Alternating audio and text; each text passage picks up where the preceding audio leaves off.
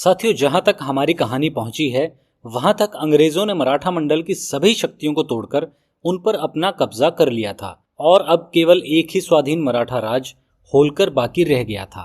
10 साल पहले अंग्रेजों को जसवंतराव होलकर के साथ जो संधि करनी पड़ी थी वह किसी तरह भी अंग्रेजों की कीर्ति को बढ़ाने वाली नहीं थी। इस संधि पर भी मैंने वीडियो बनाई है, आप चैनल पर जाकर उसे देख सकते हैं। परंतु इस बीच वीर जसवंत के साथ कंपनी की उन साजिशों ने, जिनका मैं जिक्र पहले कर चुका हूं, उन्होंने होलकर राज में चारों ओर फूट, कुशासन और अराजकता फैला रखी थी। लॉर्ड हेस्टिंग्स को होलकर राज पर हमला करने का यह अच्छा अवसर दिखाई दिया। कंपनी की सेना ने बिना किसी कारण होलकर राज पर हमला कर दिया। 20 दिसंबर सन 1817 को मेहदीपुर नामक स्थान पर राज और कंपनी की सेना में युद्ध हुआ। इस कुशासन की हालत में भी होलकर की सेना के मुसलमान प्रधान सेनापति रोशन बेग ने अपने तोपखाने की मदद से बड़ी वीरता के हाथ दिखलाए। यहाँ तक लिखा है कि एक बार अंग्रेजी सेना के पैर उखड़े हुए नजर आने लगे थे, किंतु होलकर सेना के अंदर अभी विश्वासघातक अमीर खां का दामाद सेनापति नवाब अब्दुल गफूर खां भी मौजूद था।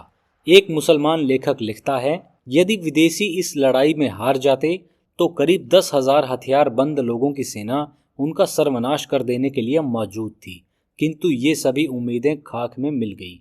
उन्हें यह मालूम नहीं था कि ठीक उस समय जबकि होलकर के तोपखाने के मुख्य सेनापति रोशन बेग की वफादारी और उसके वीर प्रयत्नों द्वारा अंग्रेज हारने को ही थे, उसी समय नवाब अब्दुल गफूर खां अपने स्वामी के साथ विश्वासघात करके अपने साथ की पूरी सेना सहित मैदान छोड़कर भाग गया। जब तक अब्दुल गफूर जिंदा रहा यह कलंक का टीका उसके माथे पर लगा रहा। जाहिर है कि विजय अंग्रेजों की ओर रही। मांडेश्वर नामक स्थान की संधि हुई। होलकर का बहुत सा इलाका कंपनी के राज में मिला लिया गया। बालक महाराजा ने कंपनी के साथ सब्सिडियरी संधि कर ली। अबुल गफूर की सेवाओं के बदले में इस देश की आज़ादी तक उसके वंशजों को कंपनी की ओर से मालवा में जावरा की रियासत मिली हुई थी। सिंधिया के प्रधान सामंतों को उससे अलग कर लिया गया। होलकर का बहुत सा इलाका छीनकर उसे कंपनी का सामंत बना लिया गया। भोंसले का आधा राज छीन लिया गया और सब्सिडियरी सेना नागपुर में कायम कर दी गई।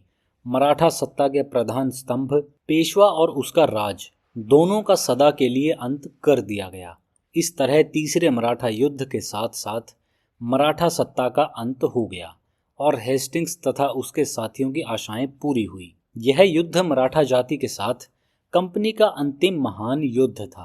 इस युद्ध द्वारा कंपनी के भारतीय राज में 50,000 वर्ग मील से अधिक की वृद्धि हुई, जिसमें सतारा के राजा के लिए थोड़े से इलाके को छोड़कर पेशवा का बाकी सारा राज और सिंधिया, होलकर और भोंसले तीनों के अनेक उर्वर प्रांत शामिल थे। इन पिछले 3 नरेशों के ये प्रदेश ही बाद में मध्य प्रांत और मध्य भारत के नाम से विख्यात हुए। साथियों, आइए अब गवर्नर जनरल हेस्टिंग्स के कुछ दूसरे कृत्यों पर भी चर्चा करते हैं।